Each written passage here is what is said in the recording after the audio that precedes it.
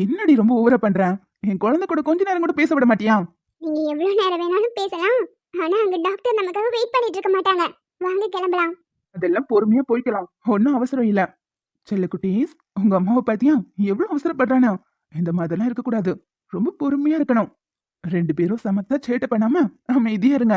உங்க அம்மாவுக்கு தொந்தரவு கொடுக்காதீங்க என்ன? ஏங்க, அதெல்லாம் அவங்க சைலண்டா தான் இருக்காங்க. நீங்க பேசி பேசி எழுப்பி விட்டுறாதீங்க. எனக்கு இந்த டெலிவரி நினைச்சா ரொம்ப பயமா இருக்கு தெரியுமா? எப்படி அதெல்லாம் தாங்க போறேன்னே தெரியல. ரொம்ப பயமா இருக்குங்க. ஏண்டி, அதுக்குதான் இன்னும் மாசம் கிடைக்குதுல, இப்பவே பயப்படுறான். இல்லங்க, குழந்தைங்க பேச ஆக ஆக ரொம்ப பயமா இருக்கு. எதுக்கும் பயப்படாத. அது எல்லாமே நல்லபடியாவே நடக்கும். All is well. ஏங்க ஏங்க, இப்ப என்ன சொன்னீங்க? எல்லாமே நல்லபடியா நடக்கும். ஆல் இஸ் வெல்னு சொன்னேன்.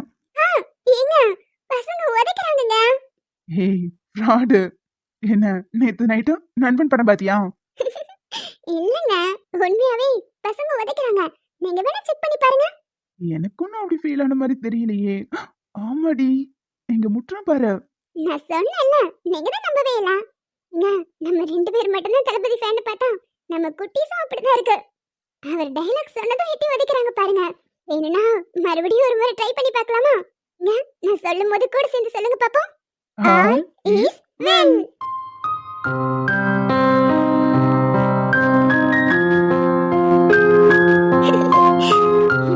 இந்த ஃபீல்லாம் திரும்ப கிடைக்கவே கிடைக்காதுல்ல. ஏண்டி கிடைக்காதா?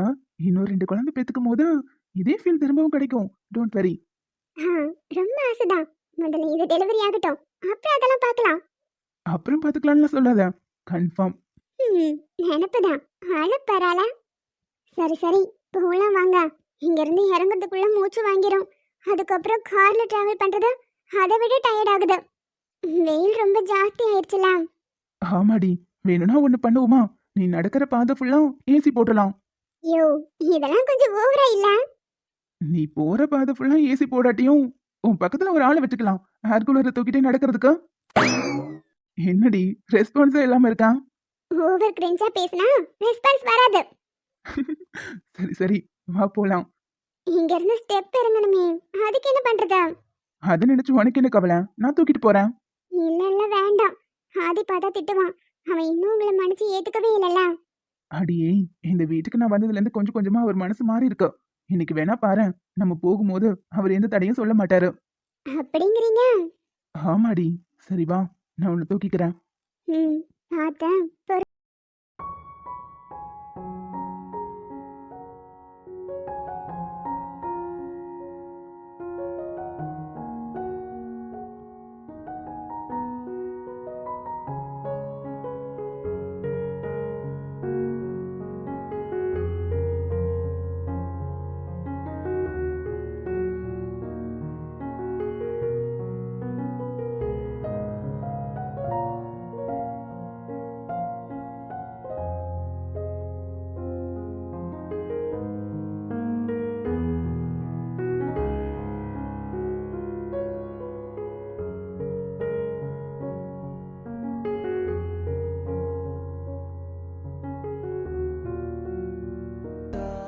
டேய், இன்னும் நீ ஆபீஸ் கிளம்பல? ஐஷு இன்னைக்கு ஹாஸ்பிட்டல் போகணுமா? அதான் கூட்டிட்டு போலான்னு. தான் அனிஷ் தம்பி இருக்கல, நீ எதுக்கு நின்று வெயிட் பண்ணிட்டு இருக்க? நீ கிளம்பு, அந்த தம்பி கூட்டிட்டு போகும். என்னம்மா விளையாடுறீங்களா? அவன் ஒண்ணு கூட்டிட்டு போக வேண்டாம். சும்மா வீண் பிடிவாதம் பிடிச்சிட்டு இருக்காத. அந்த தம்பி வாழ்க்கையில என்ன நடந்துச்சுன்னு எல்லாமே தெரிஞ்சு போச்சு. அதுக்கப்புறமும் எதுக்கு அவங்க 2 பேரையும் பிரிச்சு வைக்கணும்னு நினைக்கிறேன்?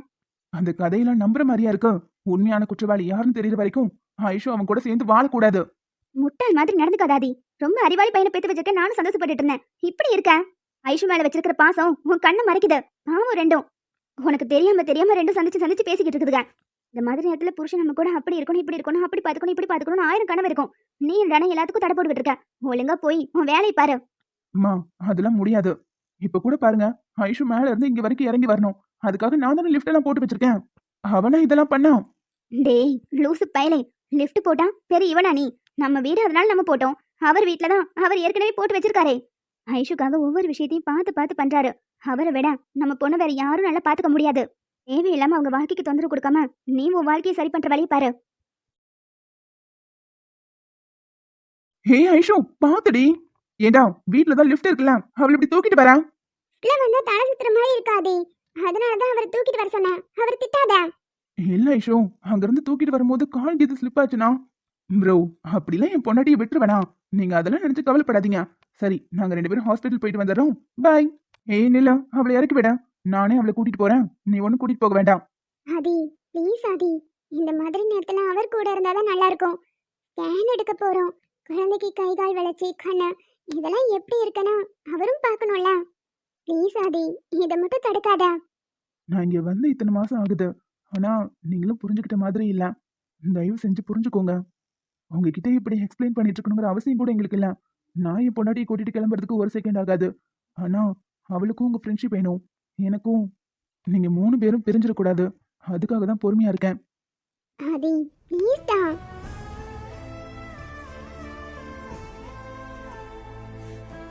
சரி, பார்த்து கூட்டு போயிட்டா பார்த்து வாங்க. ஐஷு, நீ ஆஃபீஸ் பக்கம்லாம் வர வேண்டாம். வீட்ல இருந்து நல்லா ரெஸ்ட் எடு. ஏதாவது ப்ராப்ளம்னா எனக்கு கால் பண்ண. சரிடா, நான் பாத்துக்கிறேன். ஹலோ பாஸ், பார்த்து கூட்டிட்டு போங்க. ம், சரிங்க பிரதர், தேங்க்யூ. என்னடி செல்லும், போலாமா? டாக்டர், எனக்கு ஒண்ணும் இல்லைல்ல? ஒன்றும் இல்லைங்க, குட் நியூஸ் தான். நீங்க பிரெக்னெண்டா இருக்கீங்க. டாக்டர், என்ன விளையாடுறீங்களா? திடீர்னு இவ்வளவு பெரிய குண்டு தூக்கி போடுறீங்க. அட என்னம்மா நீங்க, ரிப்போர்ட்ல என்ன வருதோ அதை தானே சொல்ல முடியும். என்ன டாக்டர் இப்படி சொல்றீங்க? நல்ல ரிப்போர்ட் செக் பண்ணி பாருங்க. அப்படிலாம் இருக்க சான்ஸே இல்ல. எனக்கு இன்னும் கல்யாணம் கூட ஆகல. மேடம், பிரெக்னென்ட் ஆகிறதுக்கு கல்யாணம் ஆகணும்னு அவசியம் இல்ல.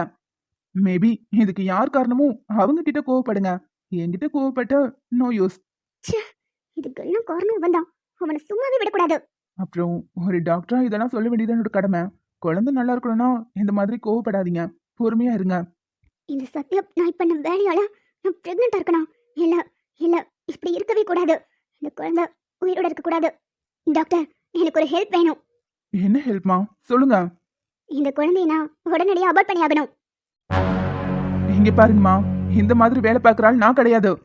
குழந்தைய அபார்ட் பண்றது அவ்வளவு ஈஸியான விஷயம் கிடையாது. அதுக்கு ப்ராப்பரான ரீசன் இருக்கணும். டாக்டர், எனக்கு இன்னும் கல்யாணமே ஆகல. இந்த மாதிரி நேரத்துல நான் பிரெக்னெண்டா இருந்தா ஊர் உலகம் என்ன சொல்லுங்க? அது நீங்க தான் முன்னாடியே திங்க் பண்ணிருக்கணும். டாக்டர், இது ஏதோ ஆக்சிடென்ட்ல நடந்த விஷயம். இந்த குழந்தைய நான் வயித்துல சுமந்தா அது எனக்கு பெரிய அசிங்கம்.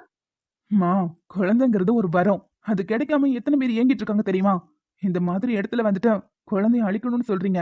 சாரி, இந்த ஹாஸ்பிட்டல்ல அதெல்லாம் நாங்க பண்றதில்ல. I am really sorry. நீங்க கிளம்பலாம். அண்ட் குழந்தை ஹெல்த்தியா இருக்கிறதுக்கு சில டேப்லெட்ஸ் எழுதி கொடுத்துருக்கேன், அதை ஃபாலோ பண்ணுங்க. டாக்டர், இதுக்கு வேற வழியே இல்லையா? இல்லம்மா, அபார்ட் பண்றது இல்லீகல் ஆக்டிவிட்டி. அதை நாங்க எங்க ஹாஸ்பிட்டல்ல பண்றதில்ல. கிளம்புங்க. டாக்டர் என்ன இப்படி சொல்றாரு? இப்போ என்ன பண்றது? வேற ஏதாவது ஹாஸ்பிட்டல்ல விசாரிச்சு பார்க்கணும். இல்லைன்னா என்னோட காதலை நான் அடையவே முடியாது. அனீஷை நான் விரும்புறேன்.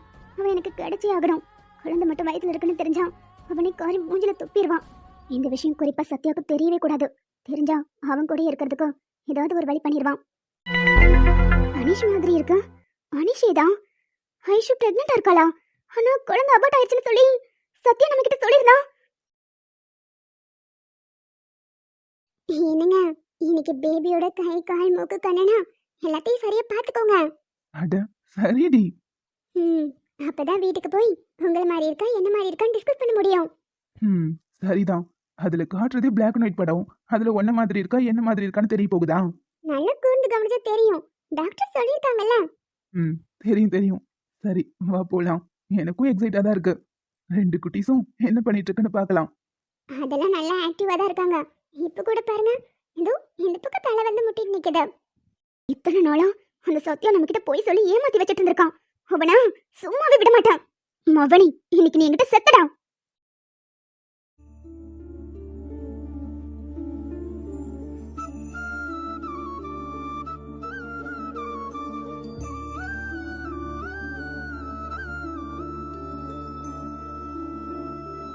ராக் ஸ்டார், இங்க நின்னு என்ன பார்த்துட்டு இருக்கீங்க? அப்பா, அங்க வெளிய நின்னா என்ன யாரோ பார்த்துட்டே இருக்காங்க. அது ரோட்ல யாராவது நடந்து போயிருப்பாங்க. அவங்கள பார்த்துட்டு நீ எப்படி நினைச்சிட்டு இருக்கன்னு நினைக்கிறேன். இங்கெல்லாம் நிக்க கூடாது. வா உள்ள போய் தூங்கலாம். இல்லப்பா, ரொம்ப நேரமா அந்த மரத்தடியில நின்னுட்டு என்னதான் பார்த்துட்டே இருக்காங்க. யாராவது ரோட்ல நிக்க தான் செய்வாங்க. அதெல்லாம் நம்ம கண்டுக்க கூடாது. வாங்க உள்ள போலாம். அப்பா, அவங்க என்ன தூக்கிட்டு போயிருவாங்களோ? நீங்க தானே சொல்லுவீங்க வெளிய தனியால போனா பூஜாடி பிடிச்சிட்டு போயிருவாங்க. ஒருவேளை அது பூஜாடியா இருக்குமோ? அப்படிலாம் எதுவும் இருக்காதுடா. நீயா ஏதாவது கற்பனை பண்ணிக்காத. அதெல்லாம் அம்மா உன்னை தூங்க வைக்கிறதுக்காக சும்மா சொல்ற கதை. அதெல்லாம் நம்ப கூடாது. எதுக்கும் பயப்படாம உள்ள போங்க. அதான் அப்பா நான் இருக்கேன்ல. சரிப்பா, நான் உள்ள போறேன். அது நிச்சயமா லட்சுவோட அப்பா தான். எதுக்காக இங்க வந்து நிக்கிறாரு? ஒருவேளை அவர் கூடயும் லட்சுவை கூட்டிட்டு போயிருவாரோ? சச்சா, இருக்காது. கூட்டிட்டு போறதா இருந்தா நேரடியா வீட்டுக்குள்ளேயே வந்திருக்கலாமே. இவர் முகத்தை தான் இன்னும் ஒரு முறை கூட பார்க்க முடியல. ஒரு முறை பார்த்தாவது அவர் யாரு என்ன எப்படிப்பட்டவர்னு தெரிஞ்சுக்கலாம். என்னங்க மிஸ்டர், தனியா இங்க வந்து நிலாவை ரசிச்சிட்டு இருக்கீங்க போல? அதெல்லாம் ஒண்ணும் இல்லடி. கொஞ்சம் அங்க பாரு. லட்சுவோட அப்பா நிக்கிறாருன்னு நினைக்கிறேன். அவர் தான் ஜெயில இருந்து வெளியே வந்ததுல இருந்து நிக்கிறாரே. நானும் அவரை பார்க்க முயற்சி பண்றேன், ஆனா எப்படியாவது மிஸ் பண்ணிடுறேன். ஒருவேளை லட்சுவை கூட்டிட்டு போக தான் வந்திருப்பாரோ? அவர் கூட்டிட்டு போகணும்னு நினைச்சிருந்தா என்னைக்கு கூட்டிட்டு போயிருப்பாருங்க. ஒரு மாசமா இப்படிதானே வந்து நிக்கிறாரு. எனக்கு தெரிஞ்சு அவர் ஒய்ஃபை யார் கொண்டாங்களோ அவரை தேடிட்டு இருப்பாருன்னு நினைக்கிறேன். அவர் கண்டுபிடிக்கிறதுக்கு முன்னாடி அவங்கள நான் கண்டுபிடிச்சாகணும். அப்பதான் அவர் மறுபடியும் கொலை பண்ணி ஜெயிலுக்கு போக மாட்டாரு. என்னடி பேசுறா? ஒருவேளை அப்படி நடந்துட்டா லட்சுவை அவர் கூடயே கூட்டிட்டு போயிடுவாரே. என்ன இருந்தாலும் அவ அவரோட குழந்தை தானுங்க. அவர் வாழ்க்கை நல்லா இருக்கணும்னா அவ அவர் கூட இருக்கிறதா சரி. இப்ப லட்சு நம்ம கூட இருக்கிற தைரியத்துல அவர் கொலை பண்ணணுங்கிற எண்ணத்துல இருக்காரு.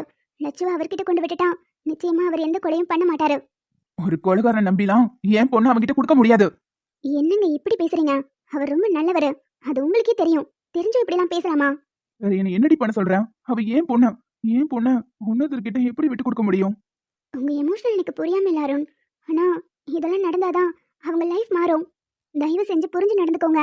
நீங்க இப்படி எமோஷனலா இருக்கறனால தான் என்னால ஒரு ஸ்டெப் கூட எடுத்து வைக்க முடியல. இல்லைன்னா இன்னொரு அவர்கிட்ட எப்படியாவது சந்திச்சு பேசி அவளை கொண்டு போய் ஒப்படைச்சிருந்தா அவரும் மனசு மாறி இருப்பாரு. அவரோட ஒய்ஃபை உண்மையாவே யார் கொண்டாங்கிறத கண்டுபிடிச்சு நானும் தண்டனை வாங்கி கொடுத்துருவேன். ஆனா நீங்க இவ்வளவு எமோஷனலா இருக்கறனால என்னால ஏன் வேலையை ஒழுங்கா பண்ண முடியல. பட் ஒன் திங் அருண், இது எப்பவும் நிரந்தரம் இல்ல. என்னைக்கா இருந்தாலும் அது யாருன்னு கண்டுபிடிச்சு தண்டனை வாங்கி கொடுத்துட்டு லட்சுவை அவர்கிட்ட நான் ஒப்படைச்சே தீருவேன். அதுக்குள்ளேயும் வேணும்னா வேணும்னா என்ன ஏதோ சொல்ல வந்துட்டு சைலண்ட் ஆயிட்டா? வேணும்னா இதெல்லாம் நடக்கிறதுக்குள்ள நமக்குன்னு ஒரு குழந்தை வந்துட்டா உங்க மனசு நிச்சயமா மாறிடும். இங்க பார் ஷைலு, இந்த பிரச்சனைக்கு ஒரு முடிவு தெரியாம என்னால இந்த விஷயத்துக்கு சம்மதிக்க முடியாது. நீ ஆசைப்படுறதுலாம் சரிதான். ஆனா லட்சு என்னோட குழந்தை. அவ ஏன் கூடவே இருக்க போறாங்கிறது உறுதியான பிறகுதான் நமக்கு நடுவுல எதுவா இருந்தாலும். என்ன அருண் இப்படி புரிஞ்சுக்காம நடந்துக்கிறீங்க? அவ பிறந்ததுல இருந்து அவளை நான் பார்த்துட்டு இருக்கேன். நானே அவங்க அப்பா கிட்ட அவளை விட்டு கொடுக்கணும்னு முடிவு பண்ணிட்டேன். நீங்க ஏன் இப்படி நடந்துக்கிறீங்க? ஷைலு, லட்சு யாரு? அவ யாரோட குழந்தை? எப்போ அவ உன்னை விட்டு போக போறாங்கிற எல்லா விஷயமும் உனக்கு தெரிஞ்சிருக்கு. ஆனா என்கிட்ட அவ வந்து சேரும்போது உன்னோட குழந்தை அவ்வளவுதான். நம்மளோட குழந்தைன்னு அவளை நான் ஏத்துக்கிட்டேன். திடீர்னு அவ நமக்கு சொந்தம் இல்ல வேற ஒருத்தவங்களுக்கு சொந்தம்னு சொன்னா என்னால எப்படி ஏத்துக்க முடியும்? நீங்க ஏத்துக்கிட்டு தான் ஆகணும் அருண். வேற வழி இல்ல. தயவு செஞ்சு என் பேச்சு கேளுங்க.